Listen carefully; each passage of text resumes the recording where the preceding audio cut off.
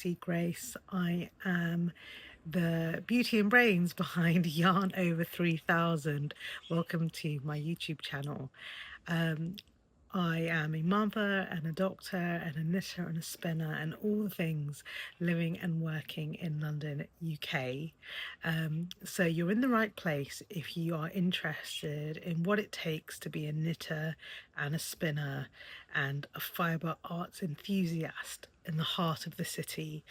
There are no country vibes here. This is all inner city living proof that you can be invested in fibre and community and crafts in the heart of a beating urban area. I have one more accolade to add, and that is being a natural dyer. I got myself an indigo dye vat last year. I made up a indigo dye vat in the garden and I got really into natural dyeing. I'm by no means an expert in any of these things. It's more just a hobby for me and something I'm just dabbling in. But I thought we could dabble together. And this episode is titled Waking Up My Mother Vat. So the mother is an indigo dye pot or vat that is at the bottom of the garden, and it's made of ferrous sulfate. Now, the reason why I chose to make an iron vat, you can have your vat, your indigo, mixed with various different agents. But the reason why I chose iron, sorry, the sun is in my eyes, that's why I'm squinting at you. The reason why I chose iron is it's the kind of vat that can live in the garden and it doesn't require heat. So I didn't want something that I'm constantly over a burning flame or something that I have to heat up on the stove. I wanted a indigo vat that can be kept, that would work in cool conditions. I have not looked at the indigo dye vat in about 9 months. Maybe less than that. Maybe I was still dyeing around October time and we're now into July. So yeah, since the winter, I haven't really looked much into the dye vat. I had a sneak peek here and there, but today or this week, I'm going to try wake her up and we're going to try indigo dyeing again. And I'm really excited. And I even am tempted to dye some of my London wool in the ecru shade with some indigo blue from home, and I'm going to take you along for the ride. Let's see if we can wake her up. Let me show you how we dye with indigo and how it's a really beautiful process. It's a slow process. It's not a competition. It's not a race. And I'm going to be doing some tie-dyeing with the children as well. So yeah, I'm going to take you along with me. First things first, we have to wake her up. Let's go and see what she looks like and what's been going on for the last 9 or so months. See you in a bit.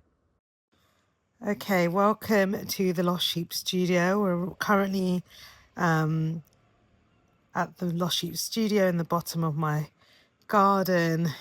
It's a complete mess. I've got a whole summer of sorting this place out. But you will not believe that trash can, yes, a trash can, is my indigo mother dye vat.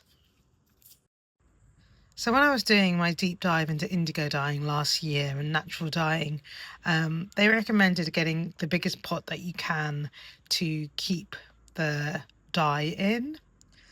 And yeah, they actually recommended things like a trash can or a dustbin bin because not only does it retain the heat in the summer, which obviously helps the dye along, but it's secure and it's unfussy, and it's something that's really easy to get hold of as well. You don't need anything particularly special. Any bucket will do, any container will do, but I think you do have to be careful of some of the metals. So if it's aluminium or steel or brass, that can interfere with the iron and of course the indigo. But this one has worked out really well for us. What you want is something that's got that depth. So it doesn't have to be big.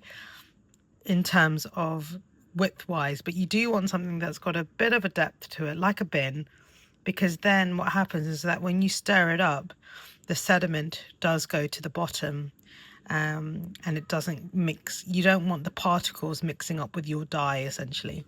So this is her in all her glory. I haven't opened her up. I'm actually really scared. I'm really scared to open her up. But yeah, should we do it together and we'll see what's there. Hopefully it's not like a load of kittens or something. Oh God, don't say that. Gosh, okay. Hopefully it's okay. Hopefully I'm not, I don't know. I'm a bit scared. Here goes.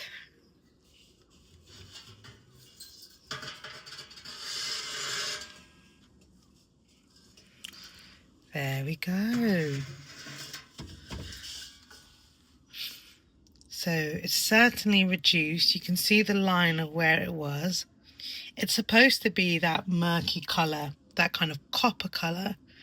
But we definitely need to top her up this summer. And what I'm going to do now is just give her a little bit of a stir. It doesn't smell in any particular way. It doesn't smell rancid at all, which is a good sign. The colour I can see is gone that kind of metal iron colour. So that I think means that all of the indigo is completely gone. So she does need a good top up. I'm just going to stir her up. This is a stick, I think, from an old mop, which is the perfect stick because it's long.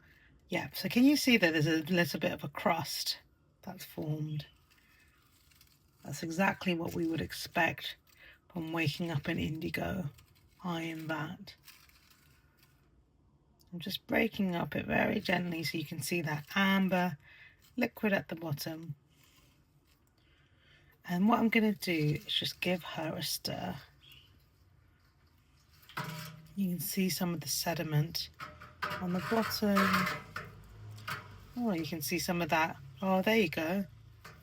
So there is some indigo still at the bottom.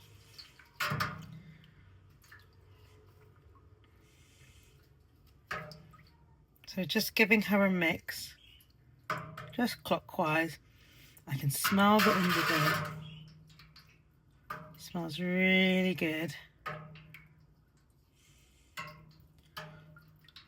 And then we're just going to leave her. So that's what we do in day one of waking her up. We just want to, that's the first process in waking her up. Can you see me? Hello. Hi. We're just waking her up and then we'll be back in a couple of days. Okay, that was fantastic. I'm really pleased. I'm really pleased that I wasn't met with loads of creepy crawlies, for starters. I'm really pleased that there is sediment there, that the liquid was not rancid or putrid. It doesn't smell off in any way or fungal. So that's really good. And yeah, we're going to get into the process of waking her up. Now, I haven't done this in a whole year, so I'm going to show you, we're going to make up a batch of indigo now, together today. So we're going to make her up in my little pot. And then what I'm going to do, make a little pot of dye. Then I'm going to experiment with it. And then I'm going to add her to the mother. And when I add the concentrated starter to the mother and mix her up, that's going to reinvigorate the mother vat. And yeah, we're going to have a summer ahead of us of dyeing. I'm so excited. I love natural dyeing and indigo dyeing. In fact, as you can see, I've got a beautiful city garden, but I have to do a lot of gardening. And one of the things I wanted to do this particular summer is start the process of cultivating a natural dyer's garden. I want to start growing things like flowers, and obviously flowers, but growing plants and flowers that can be used for natural dyeing. So things like, well, there's so many things, but yeah, that's something I wanted to do. I maybe might get a book from the library and try and figure this out myself. I am very tempted, however, to find a person either from my guild. So I'm part of the London Guild of Spinners, Weavers and Natural Dyers, WSD. And I think actually the guild would be the best start for me because they've got a wonderful library and I'm sure they'll have things. And I'm part of a WhatsApp group of natural dyers. So I think they can guide me in the right direction. However, if I'm really struggling, I might ask the help of a specialist landscape artist or a designer in London who has an understanding of plants and flowers because my garden really needs some attention. And, you know, this is not my forte by any means, but it's something I think I will find really soothing and relaxing. Um, so yeah, let's go and make some indigo, guys. Hey, so I'm just in the kitchen, and as you can see, or I don't know if you can, on the top shelf is where I keep all my dyeing essentials. It's really important that you keep these things out of harm's way, so out of the reach of little children, but also pets, because it is quite toxic. So yeah, I keep them up on that top shelf there in my kitchen. It's a complete mess, so please forgive me. Hi guys, welcome back. I'm gloved up and I'm ready to go. I've got all my things here with me. This is my little baby pot that I use for mixing up the potions of indigo. It goes without saying that I do not cook with this or any of the cups or utensils or spoons that I'm using. They are reserved for my dyeing pleasures. So in here, it's just a little stove pot, cast pot. I filled it up to about 3/4 with some cold tap water, and here I have a bit in our little Mario cup. I've got some warm water which I'm going to add the indigo to, just to wake her up in and make a little slurry. Again, I don't drink from this at all. I keep this with my dye things. In this jar here, I've got my iron ferrous sulfate, and this is the stick that I use to mix everything up. She looked a little bit dodgy. I think that even though she was sealed in the jar, I think because of the heat in the summer, there's been some condensation. So gave her a little bit of a stir, and fingers crossed she's okay. If not, we can get some more iron ferrous sulfate. It's not a problem, and it's very inexpensive. You can get it from most garden centres, actually. I didn't realise. So that's iron ferrous sulfate. And then in this jar, I've got my, what's it called? Like, I think it's the calcium carbonate. So it's the lime powder. So we've got the alkaline. So whatever I think it's limestone or chalk powder. But anyway, you need something like this alongside the acidity to kind of balance everything out. I'm not a chemist. I haven't done chemistry since my A levels, so forgive me if I'm talking complete nonsense. But yeah, 3 ingredients: the indigo, the iron, the limestone, the chalk. In terms of the indigo, this is what I use. This is from Jacquard's. It is a pre-reduced indigo, so it's for indigo vat specifically, and it pre-dried, and you just have to add a little bit of water to wake her up. And it's really great because it dissolves easily in water. Yeah, so it's perfect. So I'm going to open her up. I haven't even opened her up, so this is a kind of a new one. As you can see, I am not prepared whatsoever. Speaking of not being prepared, I would usually always use a measuring scale, but annoyingly, the battery for my measuring scales has died, so I'm going to use spoons. Now, the bat that I'm just making for you guys now on the video is a kind of tester.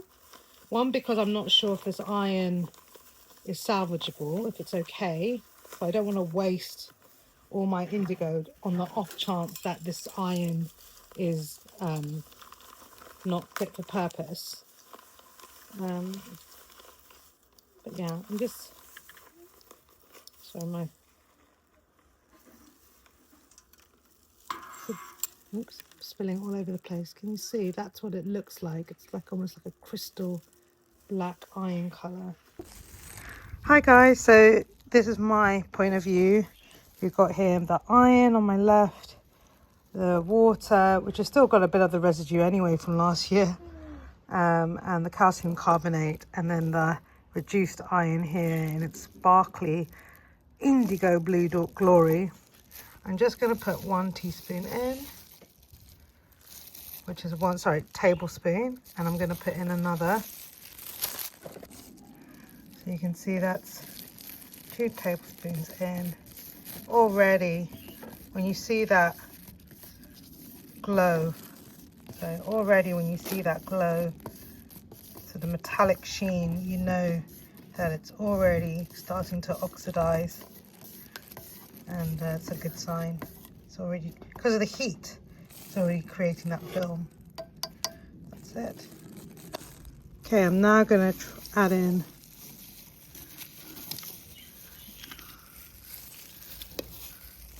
2 tablespoons, maybe 2.5 tablespoons of iron, and give that a mix.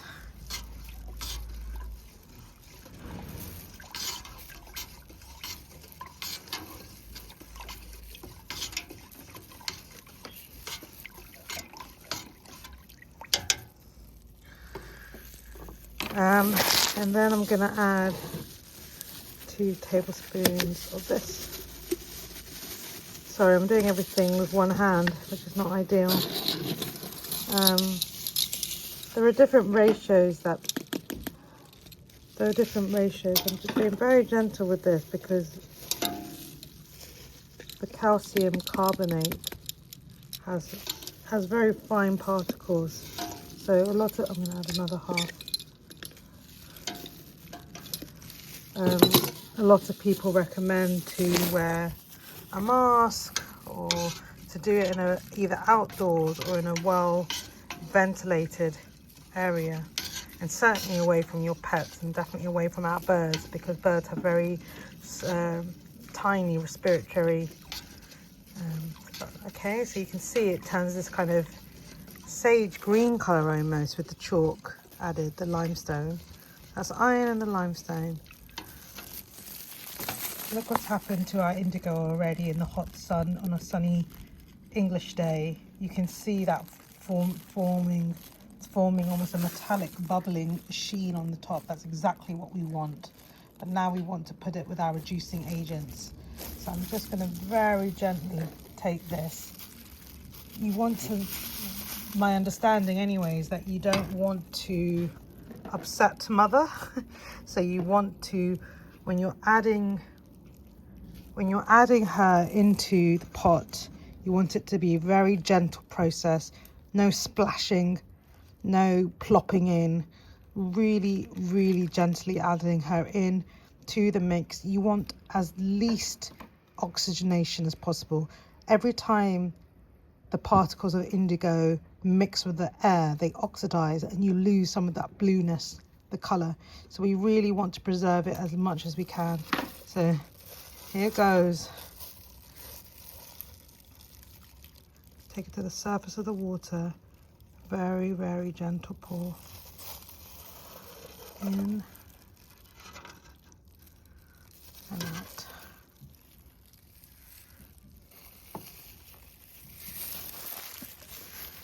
And now we're going to stir up our witch's potion. I can already smell that indigo. Gosh, that smell is bringing me back to last summer. Just reminds me of what a wonderful summer we had doing natural dyeing and tie-dye in the garden with the family. This is a really slow art. It's a slow process. There's no rush. Like I said before, it's not a race, it's not a competition. The whole point of this exercise is to just slow down. I like to stare at for quite some time. I'm not in a hurry, I'm not in a rush. You really want everything to just incorporate.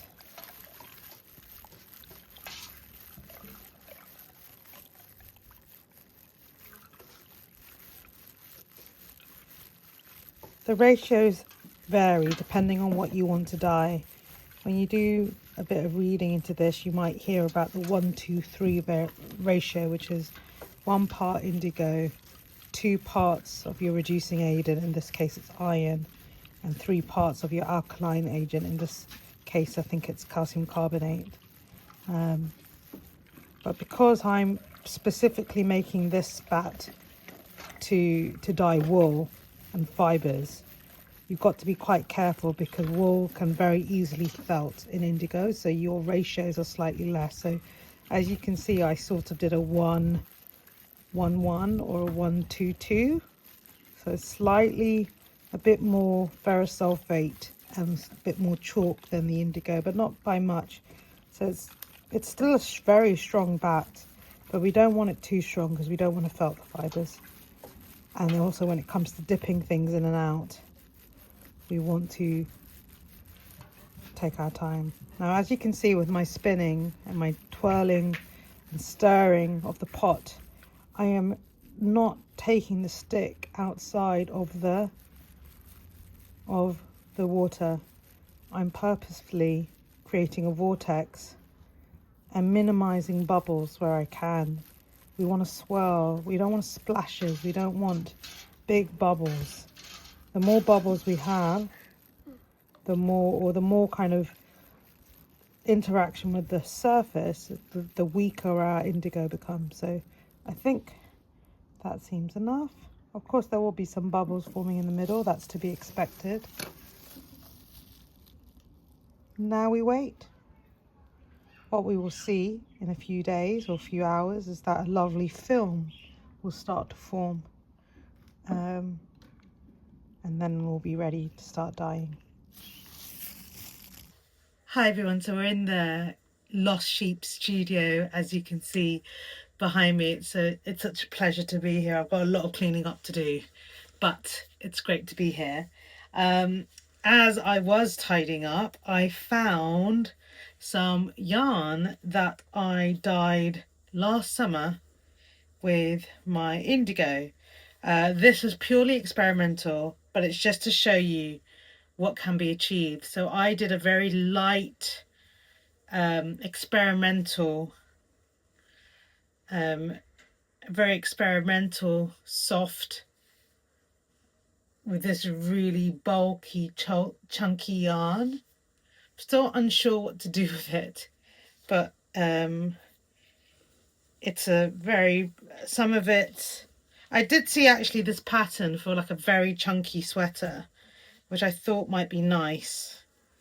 This one has a bit of sparkle in it. Don't know if you can see that, the light's not great here. It's coming towards the end of the day. I sort of just like dipped it in the indigo. I didn't keep it in for long. Actually, I think because it's so chunky, it's not something I would really wear, and it's quite rough to skin. So I actually think this would be really fun as a crocheted projects bag. So, you know, like a projects, not bag, basket. So, you know, like just a kind of crochet basket, a simple pattern, but that will show off the indigo, but also be practical and useful, and I can keep my projects in it, can keep my yarn and things inside. So that's what I think this is going to become, actually. That's what I've decided. So yeah, that's these. You can see. I love them because I basically kind of just did doink and just dunked a skein in and kept half of it natural and half of it indigo dyed. I also dyed my children's school bag. So sometimes the school gives like tote bags and things like that. And I thought, well, hell, let's be wild. And that's what I love about indigo dyeing. You start noticing everything around you, particularly everything you own that's white or cream, and you go, oh, I could dye that. So this was an off-white normal cotton tote bag, which had a really cool design, and I just put it in the dye vat. The colours faded slightly, but actually I love it still. Like, I think it's really cool. I'm gonna start using that again actually, because it's really cool. So as I've been rummaging through my things, I have the let me just show it to you. In this beautiful bag, I've got the Manx locked in, washed and ready to be carded, with my drum carder arriving this week. Very excited. So stay tuned for another episode, because I'm sure we'll be talking about that. But look what I've got here. I just need to show you some stuff. Follow me. So as I was cleaning out the Lost Sheep studio, I went through my little bag of raw fleece. So I've got some more natural undyed raw fleece that I completely forgotten about. This is something this is a skein. I want to say that it's Swaledale. I genuinely can't remember, but I spun this up last summer. So there's that. This is some gorgeous 100 grams of Masham, and I've been wanting to work with Masham for a long time, and I think I'm going to dunk her into the mother bat. Why not? So I'm going to put her in, and then I can't remember where it was from, but I bought a job lot of like 1 kilo of natural undyed yarns. And well, yeah, they just sent me. All of them were a mix of different wools. I think some are maybe synthetic or sock yarn. We're just going to have fun, guys. We're just going to dunk these in this summer. This is very soft and squishy. And I think these are going to make fabulous skeins. This looks like a DK to me. The annoying thing is, because it's a job lot, you don't know what it is. But actually, that's kind of nice about it, because I'm not being too precious. They're just some undyed natural wools, different breeds, different things. And that's what the summer is about. We're going to experiment with different blues. The more times we dunk it into the dye vat, the darker the colour hopefully will become. And yeah, so that's what we're going to do. This is very exciting. Okay, I'll see you on the other side. Okay, it's been a few hours now, and you can see that a few bubbles have formed, and it's got that metallic sheen to it. It is warm, which I think is a positive. It's going to help the dye bat. What we want is for the liquid to be looking underneath. Not blue, but kind of a greenish gold or orangey tint. So I'm just going to disturb it.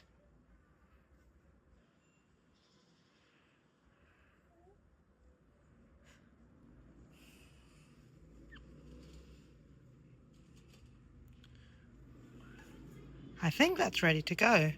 We could leave it a bit longer, or we could just try it out. What should we do? Let's try it out. Let me put some gloves on first and we can get started. Hi guys, we're back at the dye bar. This is the baby mama indigo dye bat. And I've got my collection of undyed natural yarns and fibres by my side. I'm so excited. I can't believe we're back. I can't believe we're back dyeing indigo dye. Indigo. I'm thinking what to put in first. For the baby mama, let's put the baby skein. This is from the job lot I mentioned earlier. I have no idea what this mini skein is, what kind of material. I'm assuming it's 100% wool. It might be a synthetic. We don't know. We'll find out. Either way, this looks like a nice cuff. This looks like a lovely cuff for a sock. I'm going to unravel with this one. So, oh, it's a butterfly. It's all happening. I'm going to hold her like that, actually. I'm going to hold her in. And I'm going to show you, well, let's just put this in, lift her up and see what happens. Wish me luck. Say a prayer if you're one of those.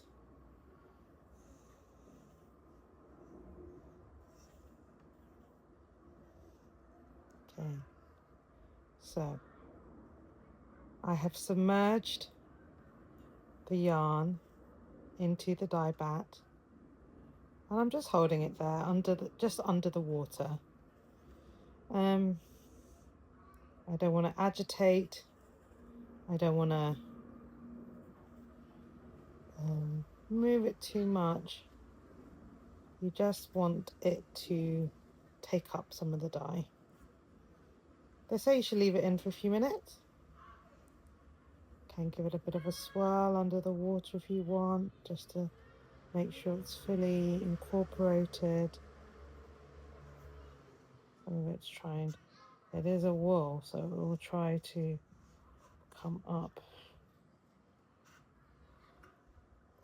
I don't know if this is going to work.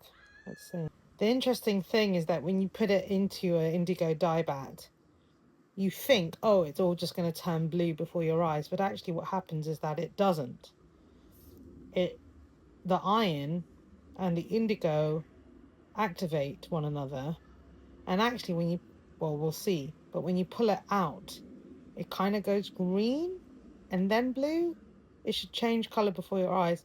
If your water is blue, if your water is the color of indigo, it means that essentially the activating agent is finished and you're just left with some blue water, because you don't want the water to be blue, you want your yarn to be blue.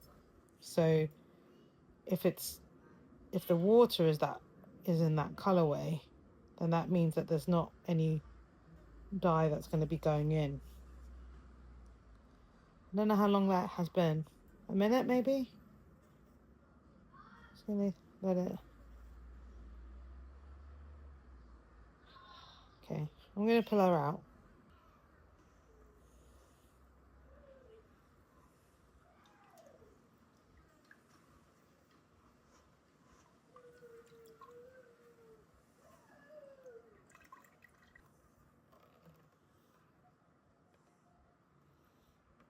As you can see, the color is starting to oxidize.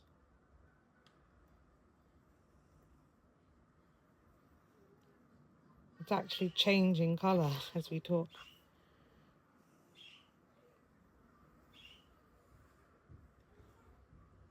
I'm going to put it in one more time. I'm wondering if I need more indigo. I have no idea. This is a very rough and ready indigo dye bath. Can't remember how it's supposed to.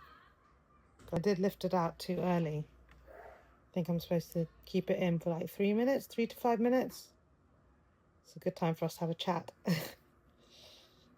But like I said, this is not a process to be rushed. There's something very cooling. The indigo is very cold. The water's very cold. It has a lovely smell, kind of like a metallic smell. I don't know if you're that type of person who likes the smell of, I don't know, like a car. I'm an impatient person, so the last 30 seconds feels like an eternity to me, but this is why I do things like this.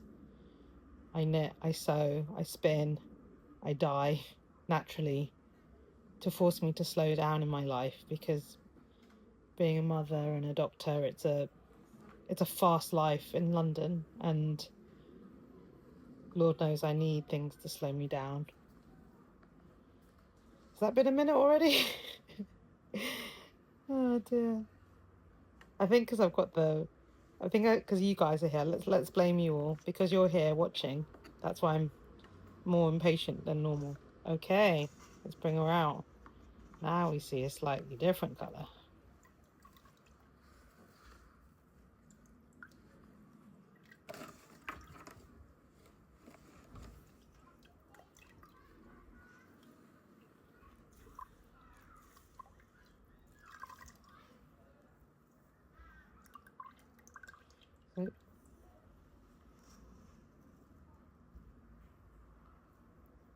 Can you see?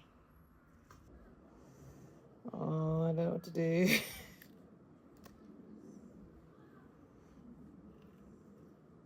What have I got to lose, eh? What do you think, Ruby? Should I put this wall in? What about if you do half so you can make a division? You could do half and tie their half. Natural? Yeah. Let's have a go. That is actually quite a good idea. Right.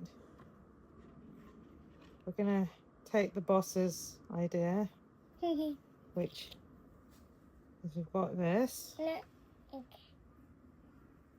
Or it might look cool if you like do one side here, Right. and then you keep it all together. Dip half. Yeah. The cleverest girl I've met. Yeah. We're gonna do what the boss says, which is we're gonna have one braid of masham, half dipped in indigo, half left natural. Here goes. They say that you don't have to keep it in for that long. Now the water's already turning a bit of a blue, which I think, I don't know, should I have left it a bit longer to ferment?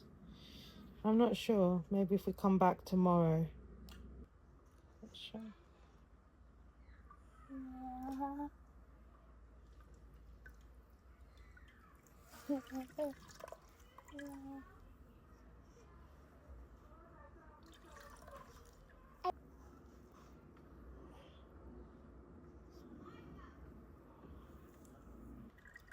So the water now has gone a blue colour. If I take that and show it to you, I don't know if you can see that, but it's gone blue, which means that even that little dip has exhausted the bat. So I'm gonna let it, I think maybe it's because I didn't let it rest enough. You're supposed to let this rest for like 24 hours. That was fun. I think we should just be patient and put her down and come back another day.